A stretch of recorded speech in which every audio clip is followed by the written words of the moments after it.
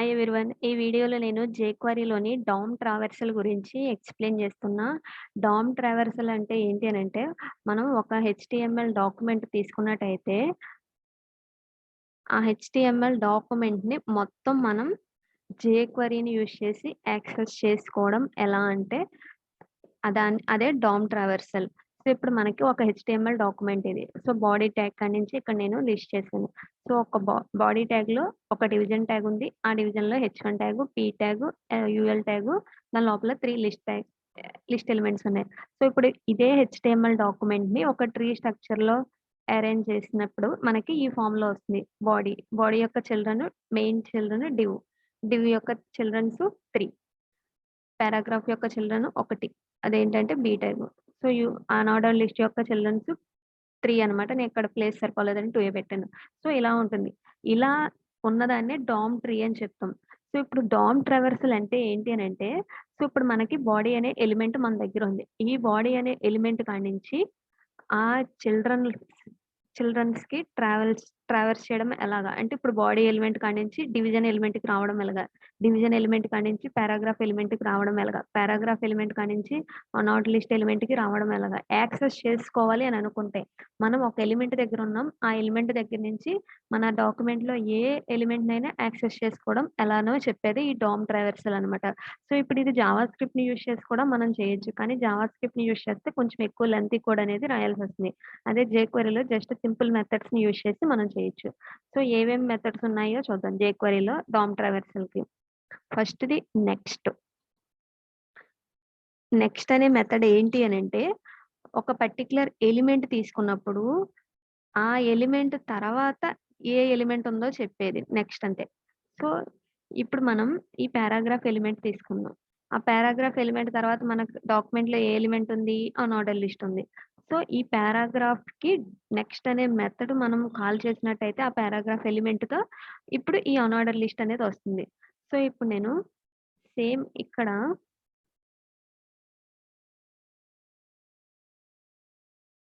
ఏదైతే document రాసానో same అదే ఇక్కడ నేను ఎగ్జాంపుల్ కింద ఎక్స్‌ప్లెయిన్ చేస్తున్నా. సో, ఇక్కడ మనం ఏం చేసాము, ఒక కంటైనర్ క్లాస్ ఉన్న డివిజన్ తీసుకున్నాం. దాని లోపల హెచ్1 ట్యాగు, పి ట్యాగు, తర్వాత అనార్డర్ లిస్ట్ 3 ఎల్ఐస్ తీసుకున్నాం. First method next. సో, ఇప్పుడు మనం జేక్వెరీని రాద్దాం. సో, ఇక్కడ నేను జేఎస్ ఫైల్ తీసుకున్నాను. ఆ జేఎస్ ఫైల్‌ని మనం లింక్ చేయాలి. లేకపోతే ఇక్కడే డాక్యుమెంట్‌లోనే ఇక్కడ జావా స్క్రిప్ట్ డైరెక్ట్‌గా రాసేసినా పర్వాలేదు. సో, ఫస్ట్ అయితే మనం జేక్వెరీనైతే లింక్ చేయాలి గదా! మన వెబ్ పేజ్‌లో. సో, జేక్వెరీ అనే అఫీషియల్ వెబ్‌సైట్‌కి వెళ్లి,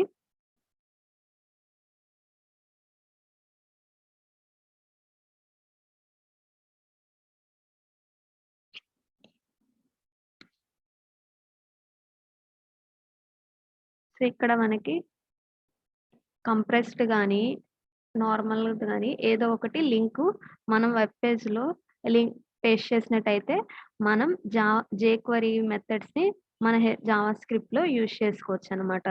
సో, ఇప్పుడు నేను ఇక్కడ లింక్ చేస్తున్నా. మనం నార్మల్‌గా జావా స్క్రిప్ట్ రాస్తాం కదా!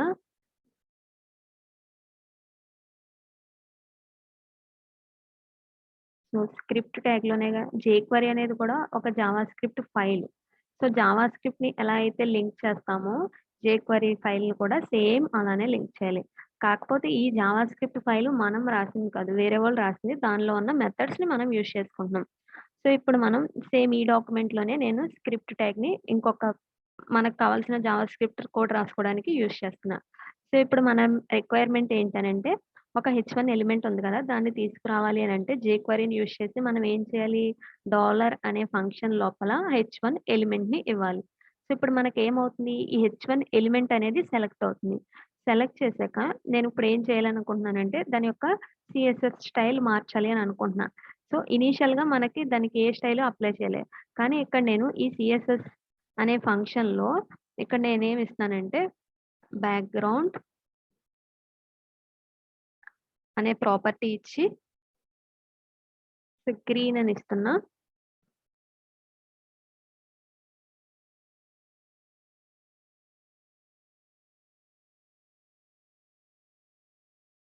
సో, ఇప్పుడు మనం అవుట్‌పుట్ చూసినట్టయితే సో, ఈ హెచ్1 అనే ఎలిమెంట్‌కి బ్యాక్‌గ్రౌండ్ గ్రీనొచ్చింది. సో, ఈ సీఎస్ఎస్ అనే మెథడ్‌లో మనం ఒక ప్రాపర్టీయే చేంజ్ చేయాలి అని అనుకుంటే డైరెక్ట్‌గా ఆ ప్రాపర్టీ నేము, కామాస్ పెట్టి వాల్యూ ఏదైతే ఉందో అది ఇవ్వాలి. ఒకవేళ మల్టిపుల్ ప్రాపర్టీస్ చేంజ్ చేయాలి అనంటే మనం కర్లీ బ్రేస్ యూజ్ చేసి ఆ కర్లీ బ్రేస్‌లో అంటే కర్లీ బ్రేస్ యూజ్ చేస్తున్నామంటే ఆబ్జెక్ట్ ఫార్మ్‌లో ఇస్తున్నట్టు. ఆబ్జెక్ట్ కంటే కీ వాల్యూ పేర్స్ ఫార్మ్‌లో ఇలా ఇవ్వాలి. నెక్స్ట్ నేను ఇంకా కలర్ కూడా మార్చాలి అని అనుకుంటున్నా. కలర్ టెక్స్ట్ కలర్ వైట్ ఇస్తున్నా. సో, ఇప్పుడు మనకేమైంది? ఆ H1 element text colour background మారింది. ఎలా మారిందనంటే జేక్వెరీని సెలెక్టర్‌ని జేక్వెరీ డాలర్ ఫంక్షన్ యూజ్ చేసి ఇక్కడ హెచ్1 ఎలిమెంట్‌ని సెలెక్ట్ చేసాం. సెలెక్ట్ చేసి దాని యొక్క సీఎస్ఎస్ మెథడ్ ద్వారా ఆ స్టైల్స్ అనేవి మారుస్తున్నాం. సో, ఇక్కడ నేను ఇది కామెంట్ చేసేస్తున్నా. సో, ఇప్పుడు మనకేమైంది? హెచ్1 బ్యాక్‌గ్రౌండ్ అనేది గ్రీన్ లేదు. టెక్స్ట్ కలర్ వైట్ లేదు. సో, ఇప్పుడు మనం ఈ నెక్స్ట్ అనే మెథడ్ యూజ్ చేసి ఈ సీఎస్ఎస్ సేమ్ స్టైల్ అప్లై చేద్దాం. సో, ఇప్పుడు ఈ హెచ్1కి డాట్ నెక్స్ట్ అనే ఒక మెథడ్ అప్లై చేస్తున్నాం. ఇక్కడ ఈ $హెచ్1 అంటే జేక్వెరీని యూజ్ చేసి ఆ హెచ్1 ఎలిమెంట్‌ని సెలెక్ట్ చేసేసాం. వెంటనే మనం నెక్స్ట్ అనే మెథడ్‌ని కాల్ చేసేస్తున్నాం. అది జేక్వెరీ మెథడే. ఈ నెక్స్ట్ అనే మెథడ్‌కి మనం ఏమి పాస్ చేయాల్సిన అవసరం లే ఆర్గ్యుమెంట్స్. ఇక్కడ ఈ నెక్స్ట్ అనే మెథడ్ ఏం చేస్తుందంటే హెచ్1 యొక్క నెక్స్ట్ ఎలిమెంట్ ఏదో దాన్నిస్తుంది. సో, ఇప్పుడు మనం దాని యొక్క సీఎస్ఎస్ మార్చాలి అని అనుకుంటే డాట్ సీఎస్ఎస్ అని మళ్ళీ అక్కడ సీఎస్ఎస్ వాడాలి ఫంక్షన్. సో, ఇప్పుడు మనకేమైంది హెచ్1 డాట్ నెక్స్ట్ అని అంటే మనకి డైరెక్ట్‌గా ఈ హెచ్1 తర్వాత ఏ ఎలిమెంట్ అయితే ఉందో ఆ ఎలిమెంట్ మాత్రమే వచ్చి ఆ ఎలిమెంట్‌కి సీఎస్ఎస్ అనేది అప్లై అయింది. అదే ఇప్పుడు ఇక్కడ నెక్స్ట్ ఆల్ అని ఉంది. అదేం చేద్దాం ఫస్ట్ ఎగ్జాంపుల్ చూసి అప్పుడు చెప్దాం. సో, ఇప్పుడు నేను నెక్స్ట్ ఆల్ ఇచ్చాను. సో, ఇప్పుడు మనకేమైంది?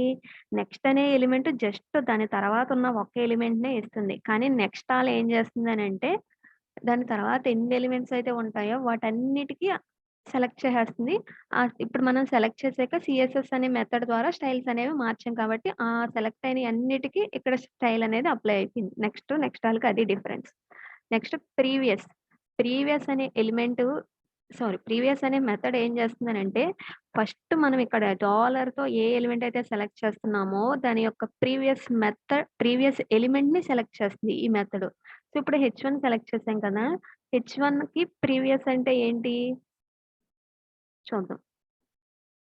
ఇప్పుడు మనకేమి అప్లై అవ్వలే. ఎందుకనంటే హెచ్1 ముందు ఏ ఎలిమెంటు లేదు. అది చిల్డ్రన్. అదే ఫస్ట్ చిల్డ్రన్. కాబట్టి ఏమి అప్లై అవ్వలే. కానీ ఇక్కడ నేను పి అని తీసుకుంటే పారాగ్రాఫ్ ట్యాగ్ తీసుకుంటున్నాను. పారాగ్రాఫ్ ఎలిమెంట్‌ని సెలెక్ట్ చేశాను. దాని యొక్క ప్రీవియస్ అంటున్నాం. అంటే దీని ముందు ఈ డివ్ అనే పేరెంట్‌కి పారాగ్రాఫ్ అనేది ఒక చిల్డ్రన్. అదే లెవెల్‌లో ఇంకొక చిల్డ్రన్ ఉంటే అది పి ముందుంటే అది సెలెక్ట్ అవుతుందనమాట. ఇప్పుడు మనకేమైంది మళ్ళీ హెచ్1కి బ్యాక్‌గ్రౌండ్ అనేది గ్రీన్, కలర్ వైట్ వచ్చింది. మనం ఇక్కడ ఇందాక హెచ్1 ట్యాగ్‌ని సెలెక్ట్ చేసి దాన్ని నెక్స్ట్‌ని యూజ్ చేసాం. ఇప్పుడు మనం పారాగ్రాఫ్ ట్యాగ్‌ని సెలెక్ట్ చేసి దాని యొక్క ప్రీవియస్ అనే మెథడ్ ద్వారా ప్రీవియస్ ఎలిమెంట్‌ని సెలెక్ట్ చేస్తాం. సో, ఇక్కడ నేను యూఎల్ ఉంది కదా! ఆ ఎలిమెంట్‌ని సెలెక్ట్ చేస్తున్నా. సో, ఇప్పుడు మనకేమైంది పారాగ్రాఫ్‌కి ఆ స్టైల్ అనేది అప్లై అయింది. ఇప్పుడు నేను ఎల్ఐ అని సెలెక్ట్ చేస్తున్నా.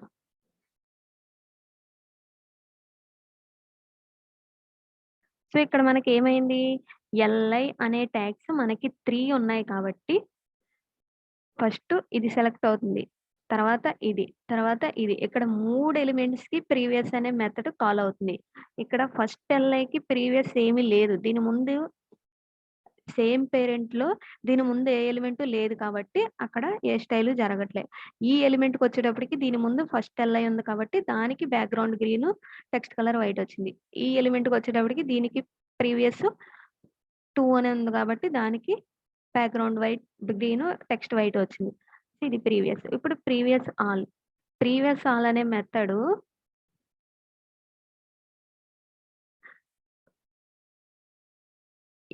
ప్రీవియస్ అనే మెథడ్ ఏమో దాని ముందున్న ఒకే ఎలిమెంట్‌కే అప్లై చేస్తుంది.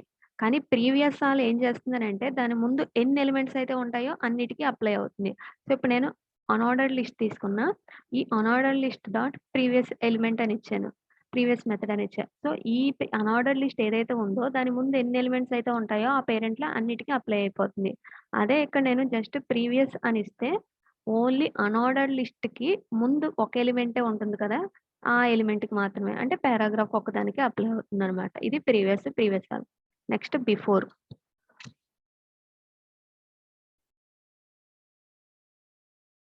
సో, ఈ బిఫోరు, ఆఫ్టర్ అనేవి ఎందుకు అనంటే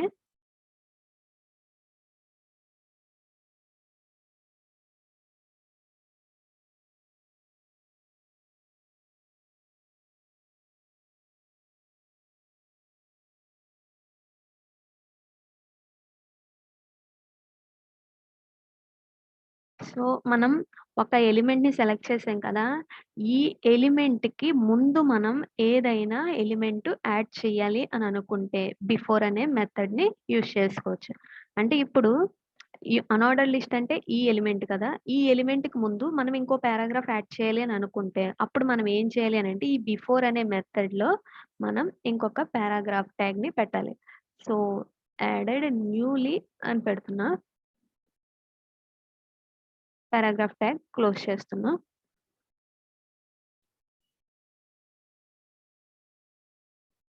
సో, ఇక్కడ మనకేమొచ్చింది? యాడెడ్ న్యూలీ అనేది ఇంకో పారాగ్రాఫ్ యాడ్ అయింది. ఎక్కడ యాడ్ అయింది? అనార్డర్డ్ లిస్ట్‌కి అంటే ముందు. సో, ఇప్పుడు ఈ అనార్డర్డ్ లిస్టు కామెంట్ చేసేసాను. సెలెక్ట్ చేసింది. ఇప్పుడు మనకేమైంది? ఒక పారాగ్రాఫే వచ్చింది. కానీ అది ఆహ్, బిఫోర్ అనే మెథడ్ ద్వారా మనం ఏం చేస్తామంటే, ఈ ఎలిమెంట్ ఏదైతే ఉందో దాని ముందు ఈ ఎలిమెంట్‌ని యాడ్ చేసాం. Next after. ఆఫ్టర్ అనేది ఏం చేస్తుందనంటే, ఈ సెలెక్టెడ్ ఎలిమెంట్ తర్వాత ఈ ఇంకొక ఎలిమెంట్‌ని యాడ్ చేస్తుంది. సో, ఇంతకుముందు యాడెడ్ న్యూలీ అనేది ఎక్కడొచ్చింది? ఇక్కడొచ్చింది. ఇప్పుడు ఈ అనార్డర్డ్ లిస్ట్ తర్వాతొచ్చింది. ఆ ఎలిమెంట్ తర్వాత యాడ్ అవుతుంది. ఆ ఎలిమెంట్ అంటే ఏంటి? అనార్డర్డ్ లిస్ట్ ఇది మొత్తం. దీని తర్వాత అంటే ఏంటి? ఇక్కడ. సో, అక్కడ యాడ్ అయింది. దీని ముందంటే ఏంటి? ఇక్కడ. ఇక్కడ యాడ్ అవుతుంది. బిఫోర్ అనేది. Next siblings. సిబ్లింగ్స్ అంటే ఏంటి అనంటే, ఒకే లెవెల్‌లో ఉన్న వాటిని సిబ్లింగ్స్ అని అంటారంట. అంటే ఏంటనంటే, సో, ఇప్పుడు మనకి ఒక ట్రీ స్ట్రక్చర్‌లో అరేంజ్ చేసినప్పుడు, సో, ఇదొక పేరెంటు. దాని యొక్క చిల్డ్రన్స్ అన్నీ ఒక లెవెల్‌లోనే ఉన్నాయి. ఒక ట్రీ ఫార్మ్‌లో అరేంజ్ చేసినట్టయితే ఈ 3 ఒక లైన్‌లోనే ఉన్నాయి. తర్వాత ఇది తీసుకున్నట్టయితే ఈ 2 ఒక లెవెల్‌లోనే ఉంటాయి. సిబ్లింగ్స్ అంటే ఏంటి అనంటే, సేమ్ పేరెంట్‌కి సంబంధించిన చిల్డ్రన్స్ అన్నమాట. సో, ఇప్పుడు ఒక ఎలిమెంట్ యొక్క ఏదన్నా చిల్డ్రన్ ఒక ఎలిమెంట్‌ని తీసుకొని, దాని యొక్క సిబ్లింగ్స్ అన్నిటికి మనం ఏదన్నా స్టైల్ అప్లై చేయాలి అని అనుకుంటే, ఇప్పుడు మనకి ఈ ఎల్ఐ ఉంది గదా! ఈ ఎల్ఐ ఎలిమెంట్ తీసుకొని, దీని యొక్క సిబ్లింగ్స్ అన్నీ అంటే ఏమవుతాయి? దీని యొక్క పేరెంట్‌కున్న అన్ని చిల్డ్రన్స్ అవుతాయి. సో, ఈ ఎల్ఐ ఎలిమెంట్‌కి సిబ్లింగ్స్ ఏమవుతాయి? ఫస్ట్ ఎల్ఐ, సెకండ్ ఎల్ఐ ఈ 2 అవుతాయన్నమాట. సో, ఇప్పుడు మనం అలా సిబ్లింగ్స్‌ని సెలెక్ట్ చేసి స్టైల్ అప్లై చేయాలి అని అనుకుంటే, సో, ఇప్పుడు నేను సిబ్లింగ్స్ అనే మెథడ్‌ని యూజ్ చేస్తున్నా. సో, ఇక్కడ నేను ఈ ఎల్ఐకి ఒక ఐడీ ఇస్తున్నా. ఆ ఐడీ ద్వారా దాని యొక్క సిబ్లింగ్స్‌ని సెలెక్ట్ చేద్దాం. సో, స్పెషల్ అనే ఐడీ ఇస్తున్నా. సో, ఇప్పుడు మనం ఒక ఎలిమెంట్‌ని ఐడీ ద్వారా సెలెక్ట్ చేయాలంటే జేక్వెరీలో ఏమివ్వాలి? డాలర్ అనే ఫంక్షన్‌లో హాష్ అని ఇచ్చి ఐడీ నేమ్ ఇవ్వాలి. సో, ఇప్పుడు ఈ సిబ్లింగ్స్ అనే మెథడ్‌కి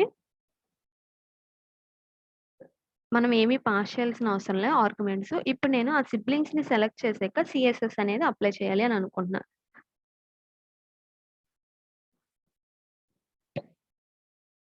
ఇప్పుడు మనకేమైంది?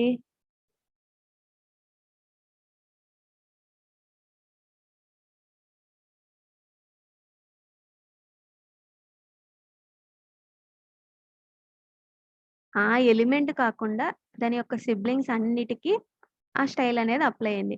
మనం ఎల్ఐ, ఐడీ స్పెషల్ అని ఈ ఎలిమెంట్ తీసుకున్నాం కదా! ఈ ఎలిమెంట్ యొక్క సిబ్లింగ్స్ అంటే ఏమవుతాయి? ఈ రెండే అవుతాయి కదా! సో, ఆ రెండిటికి అప్లై అయింది. సో, ఇప్పుడు నేను ఇంకొక ఎల్ఐ తీసుకుంటున్నా 4 అని.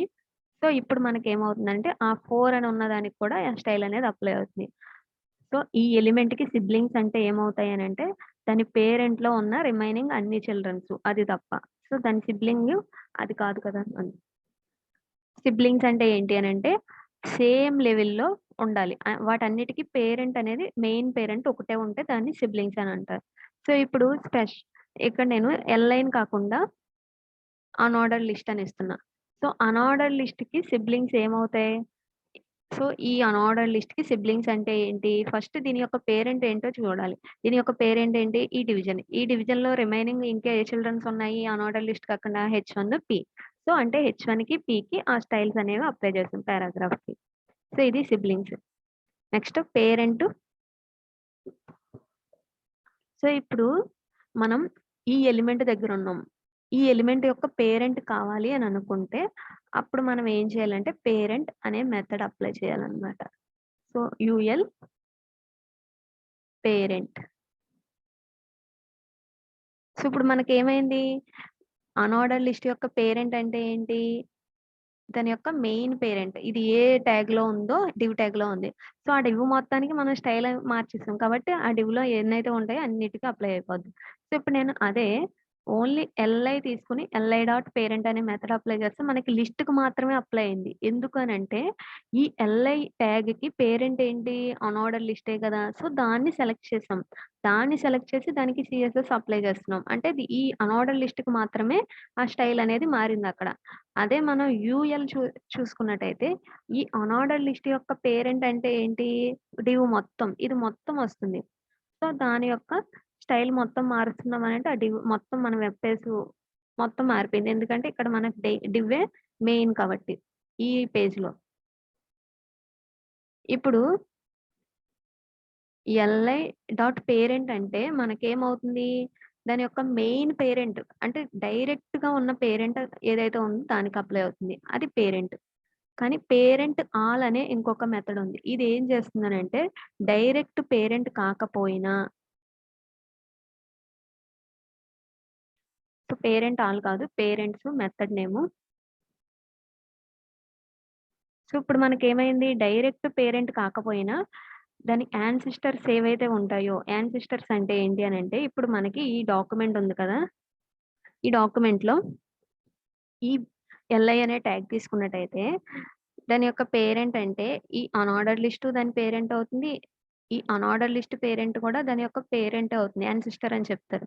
సో, ఇక్కడి నుంచి ఇలా పైకి ట్రావర్సల్ అవుతే ఎన్నైతే ఉంటాయో పేరెంట్స్ అంటే అన్ని ఎలిమెంట్స్ సెలెక్ట్ అయిపోతాయన్నమాట. దీని యొక్క మెయిన్ పేరెంట్ అంటే ఈ అనార్డర్డ్ లిస్ట్ అవుతుంది.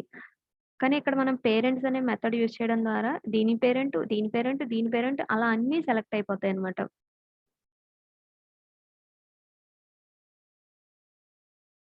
So, parents. Next children. Children అనే మెథడ్ ఏంటి అనంటే, ఆ ఎలిమెంట్ యొక్క చిల్డ్రన్‌ని సెలెక్ట్ చేస్తుంది. సో, ఒకవేళ ఇప్పుడు నేను డివ్‌ని సెలెక్ట్ చేశాను. ఆ డివ్ యొక్క చిల్డ్రన్‌కి ఆ సీఎస్ఎస్ అప్లై చేయాలి అని అనుకున్నా.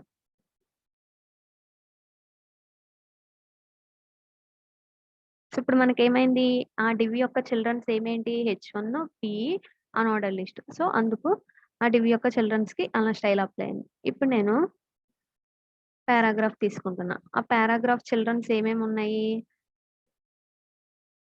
పారాగ్రాఫ్ ట్యాగ్ తీసుకున్నట్టయితే మనకి ఈ స్ట్రక్చర్‌లో ఉంది. సో, థిస్ ఈజ్ అనేది డైరెక్ట్ టెక్స్ట్. దాని యొక్క చిల్డ్రన్‌లో మళ్ళీ మనం ఇంకోటి ట్యాగ్ యూజ్ చేసాం కదా! అది దాని చిల్డ్రన్ అవుతుంది. ఈ బి అనే ట్యాగ్ ఉంది కదా! ఇది దాని చిల్డ్రన్ అవుతుంది. ఇదేమో నార్మల్ టెక్స్ట్ కంటెంట్. అది దాని చిల్డ్రన్ అని చెప్పం. చిల్డ్రన్ అంటే ఏంటి అనంటే ఇంకొక ట్యాగ్. ఆ ట్యాగ్ లోపల ఇంకొక ట్యాగ్‌ని యూజ్ చేసాం. సో, ఇక్కడ బి అనే ట్యాగ్ యూజ్ చేసాం కదా! అది ఆ పారాగ్రాఫ్ యొక్క చిల్డ్రన్. సో, ఇప్పుడు మనకేమవుతుంది? ఆ పారాగ్రాఫ్‌కి చిల్డ్రన్ బి అనే ట్యాగ్‌కి ఆ స్టైల్ అనేది అప్లై అవుతుందన్నమాట. అనార్డర్ లిస్ట్ చూసుకున్నట్టయితే ఈ అనార్డర్ లిస్ట్